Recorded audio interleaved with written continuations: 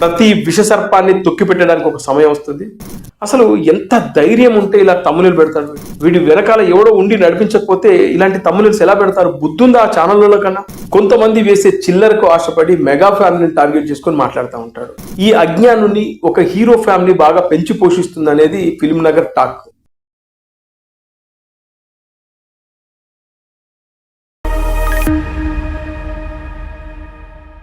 Hello friends, నేను రాజు గారు.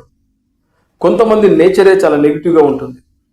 వాళ్ళు పొద్దున్న లేస్తే నెగిటివ్గా ఆలోచించడం తప్పితే వాళ్ళకు మరొకటి ఉండదు. ఎంతసేపు ఇతరులను టార్గెట్ చేసుకొని ఇతరుల నెగిటివ్ ఎనర్జీ మీద వీళ్ళు బతుకుతూ ఉంటారు. అలాంటి కోవకు చెందిన వాడే దాసరి అజ్ఞాన్. కొంతమంది వేసే చిల్లరకు ఆశపడి మెగా ఫ్యామిలీని టార్గెట్ చేసుకొని మాట్లాడుతూ ఉంటాడు. మెగా ఫ్యామిలీ నుంచి వచ్చేటువంటి ఏ సినిమా కూడా ఆడదు, అటర్ ఫ్లాప్, డిజాస్టర్ అని వీడు ముందే డిసైడ్ చేస్తూ ఉంటాడు. వీడికి ఇది బాగా అలవాటు. ఈ అజ్ఞానుని ఒక హీరో ఫ్యామిలీ బాగా పెంచి పోషిస్తుంది అనేది ఫిల్మ్ నగర్ టాక్. ముఖ్యంగా ఇతను ఆ హీరోకి బాగా జాకిల్ పెట్టి లేపడంతో పాటు మెగా ఫ్యామిలీని టార్గెట్ చేసుకొని మెగా ఫ్యామిలీకి సంబంధించిన ఏ హీరో సినిమా రిలీజ్ అయినా కూడా అది ఫ్లాప్, డిజాస్టర్ అని చెప్పడం వీడికి బాగా అలవాటు అనమాట. అందులో భాగంగా మనం మొదటి నుంచి చూసుకుంటూ వస్తున్నాం. వీడు ఓజీ ఫ్లాప్ అవుతానని చెప్పాడు. అదేవిధంగా మనశంకర వరప్రసాద్ డిజాస్టర్ అని చెప్పాడు. ఇవన్నీ వీడిని మామూలు కాదు, దాంట్లో ముంచి కొట్టినట్లుగా ఆ సినిమాలు పెద్ద హిట్ అయిపోయాయి. ఇంకా వీడి దృష్టి ఇప్పుడు పెద్ది మీద పడింది.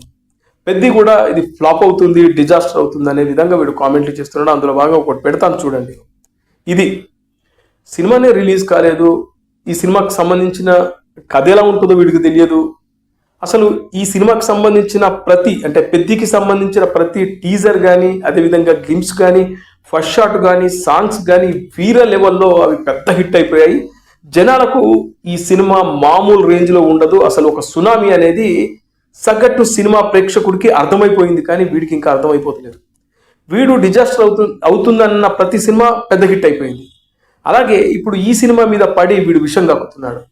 ఈ సినిమాకి సంబంధించి మొన్న రీసెంట్గా పహల్వాన్ అని ఒక గ్లిమ్స్ రిలీజ్ అయింది. ఈ పహల్వాన్ గ్లిమ్స్లో రామ్ చరణ్ గారు ఆయన ఒక రెజ్లర్గా, కుస్తీ యోధుడుగా కనబడ్డాడు. వీడు వెంటనే ఇది క్రికెట్కి సంబంధించిన సినిమా, ఈ ఇంతకుముందు వచ్చినటువంటి గ్లిమ్స్ కానీ ఫస్ట్ షాట్ కానీ క్రికెట్గా చూపించారు. ఇప్పుడు చూస్తే కుస్తీ అని ఈ గ్లిమ్స్లో పహల్వాన్ గ్లిమ్స్లో కనబడింది. అంటే రెజ్లర్గా కనబడుతున్నాడు. అంటే క్రికెట్ను తక్కువ చేసి, అంటే ఇందులో ఒక డైలాగ్ ఉంటుంది, ఇది క్రికెట్ అనుకుంటున్నావా, బాల్కు మీదికెళ్ళి ఆడడానికి క్రికెట్ కాదు, ఇది ప్రాణాలతో చెలగాటం ఆడే ఒక గేమ్ అని చెప్పి ఒక డైలాగ్ ఉంటుంది కదా. దాన్ని దృష్టిలో పెట్టుకొని క్రికెట్ను తక్కువ చేసి ఈ సినిమాలో డైలాగులు ఉన్నాయి, ఈ సినిమా డిజాస్టర్ అవుతుంది, అట్టర్ ఫ్లాప్ అవుతుంది, బుచ్చిబాబుకు అర్థం కావట్లేదు. నిన్న మొన్నటి వరకు ఈ సినిమా క్రికెట్ బ్యాక్ డ్రాప్ లో వస్తుందనుకున్న సినిమా చూస్తే ఇది కుస్తీ యోధుడు, రెజ్లింగ్ అని ఏదేదో పిచ్చి పిచ్చి కామెంట్ చేస్తూ ఈ సినిమా ఫ్లాప్ అవుతుంది, డిజాస్టర్ అని ఆ తమ్మునేలు కూడా అట్లే పెట్టాడు. అసలు ఎంత ధైర్యం ఉంటే ఇలా తమ్మునేలు పెడతాడు? వీడి వెనకాల ఎవడో ఉండి నడిపించకపోతే ఇలాంటి తమ్మునేల్స్ ఎలా పెడతారు? బుద్ధుందా ఆ ఛానళ్ళ కన్నా? రిలీజ్ కాని సినిమాకి ఈ సినిమా డిజాస్టర్ అవుతుంది, అట్టర్ ఫ్లాప్ అని ఎట్లా పెడతారయ్యా? అసలు బుద్ధి జ్ఞానం ఉందా? సినిమా ఇండస్ట్రీని నమ్ముకొని కొన్ని వందల కుటుంబాలు జీవిస్తున్నాయి, వాళ్ళ నోట్లో మట్టి కొడతారా? సినిమా రిలీజ్ అయిన తర్వాత నువ్వు చూసొచ్చి నీ అభిప్రాయం చెప్పుకోరా స్వామి. నీ అభిప్రాయం ఎలా ఉంటుందో మాకు తెలుసు. నువ్వు అద్భుతాన్ని కూడా దరిద్రంగా మాట్లాడుతూనే ఉంటావు, అది మాకు తెలుసు. సినిమా రిలీజ్ అయినాక చెప్పు. రిలీజ్ కాకముందే ఈ అట్టర్ ఫ్లాప్లు, డిజాస్టర్ ఫ్లాప్లు ఏంట్రా బాబు? నీకు బుద్ధి జ్ఞానం ఉందా? కడుపుకు అన్నం తింటున్నావా, లేదా అక్కడిక్కడ పాయికాన్లు ఏదైనా తింటున్నావా అని చెప్పేసి మెగా ఫ్యామిలీ ఆ వీడియో కింద ఒక ఆట ఆడుకుంటున్నారు. చాలా నీచంగా తిట్టిపోస్తున్నా కూడా వీడికి బుద్ధి జ్ఞానం లేదు. ఒరే బాబు, నేను చెప్పేది ఏంటంటే ఇలాంటి నెగిటివ్ ఎనర్జీతో వీళ్ళిచ్చే ఆ చిల్లరకు ఆశపడి ఇలాంటి నీచమైన కకృతి వీడియోలు చేయకరా. నీకు బుద్ధి జ్ఞానం ఉంటే మంచి వీడియోలు చేయి, అజ్ఞానంగా వ్యవహరించకు, నీ అజ్ఞానం ఇలా బయటపడుతుందని చెప్పేసి చాలామంది కింద కామెంట్ చేస్తూ ఉన్నారు. అయితే వీడికి తెలియని విషయం ఏంటంటే ఈ పెద్ది సినిమాలో ఒక క్రికెట్, ఒక రెజ్లింగే కాదు, రకరకాల ఆటలు ఉంటాయి. ఇదంతా ఒక కాజ్ కోసం హీరో రామ్ చరణ్ చేసే ఒక అద్భుతమైన సినిమా. నాకున్న సమాచారం ప్రకారం ఫస్ట్ హాఫ్ వరకు రికార్డింగ్ అయిపోయింది. ఒక నెక్స్ట్ లెవెల్. ఇది నేను హైప్ చేస్తున్నానని మీరు అనుకుంటే మీ పొరపాటు.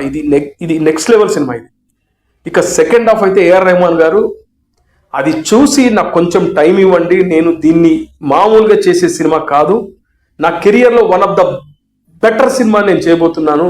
నేను ఏదైతే బొంబాయి, రోజా, జెంటిల్మెన్ అలాంటి సినిమాలు నేను ఒక్కడు లాంటి సినిమాలు చేశానో దానికి అమ్మ మొగుడు లాంటి ఒక ఎమోషనల్ సినిమాని నేను చేస్తున్నాను, నాకు కొంచెం టైం ఇవ్వండి అని చెప్పేసి చెప్పడంతో ఏఆర్ రెహమాన్ గారి మాట విని ఇప్పుడు ఈ టీం ఆయన కొంచెం టైం ఇచ్చారు. ఆయన అద్భుతంగా ఆర్ఆర్ రికార్డింగ్ చేసే పనిలో ఉన్నారు.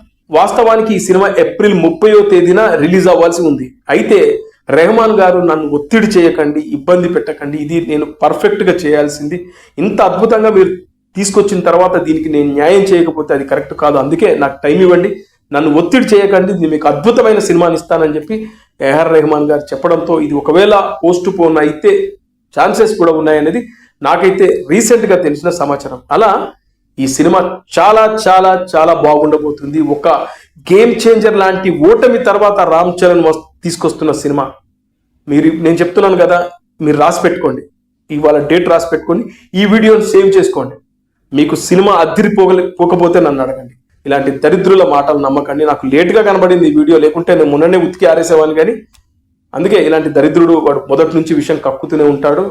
ఫైనల్గా ఇలాంటి అజ్ఞానులకు పెద్ద రిలీజ్ అయిన తర్వాత, అది పెద్ద హిట్ అయిన తర్వాత జనాలు ఉమ్మేస్తుంటారు చూడు, కింద కామెంట్స్ పెడుతుంటారు చూడు, అప్పుడు అర్థమవుతుంది